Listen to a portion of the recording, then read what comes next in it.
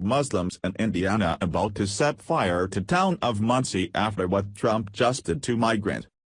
Before Mike Pence became the Vice President of the United States, he was the governor of the great state of Indiana.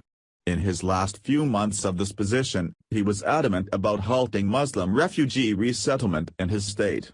Despite his directive to all state agencies to halt it, the Obama administration sent them anyway and citizens paid the price for it. One Muslim refugee waited a little too long to do what he had set out to once he got to America, since how he was on President Donald Trump's watch, who had a nasty surprise for him that's not going to settle well with the Islamic community in the town of Muncie.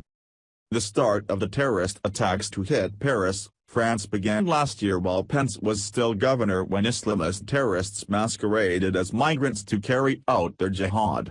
This became a very real reality for America, with the number of refugees Barack Obama was flooding the country with, and not something that the then governor wanted to take a chance with.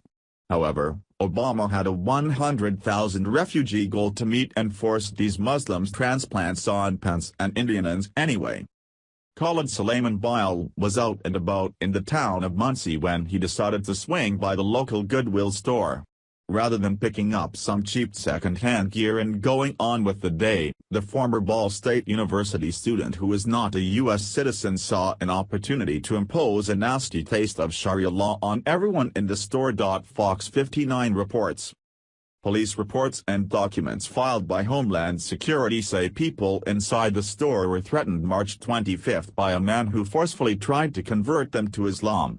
A store clerk also was choked and threatened with death if she didn't convert.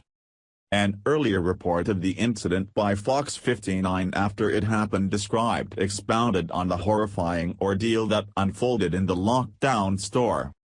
Bile allegedly entered the store and began forcefully trying to convert people to Islam while claiming to be the Prophet Muhammad and trying to place his hands on them.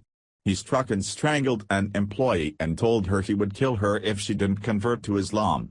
He attacked responding officers, breaking one of the officers' hands and repeatedly kicking the other. During the scuffle, Bile yelled "Allah Akbar," a phrase meaning God is greater and commonly used by Islamic radicals before a violent attack, according to an affidavit filed by Homeland Security.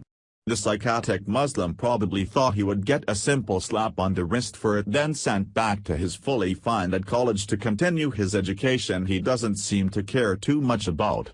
However, President Trump took office and showed all refugees that he has no tolerance for their claim of religious rights or cultural references. Homeland Security took what Bile did seriously and as the threat he is to society, and conducted an investigation into who he is and why he did what he did.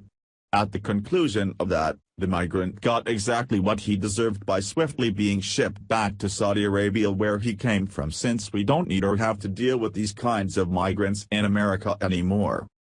According to the Muncie Star Press on Wednesday, Bile was sent back to his native country, Saudi Arabia. Delaware County Chief Deputy Prosecutor Eric Hoffman filed a court motion this week to dismiss battery, resisting law enforcement and other charges against Bile because he was deported, Fox 59 reports. Bile is another perfect example that Muslims don't wish to assimilate into American culture, they want to dominate it with their will and religion. If that weren't true, then this illegal immigrant would have just peacefully attended school that day, for free, rather than terrorizing the neighborhood in a second-hand store, by choking employees out who wouldn't convert to Islam. Ted Pence's wish has been honored at the time he made them in August when he was still the governor. A couple little girls who were reportedly in the store that terrifying afternoon may have been spared this nightmare that will now stick with them. Now, Trump's travel ban will effectively prevent him from re-entering the country where he's not welcome.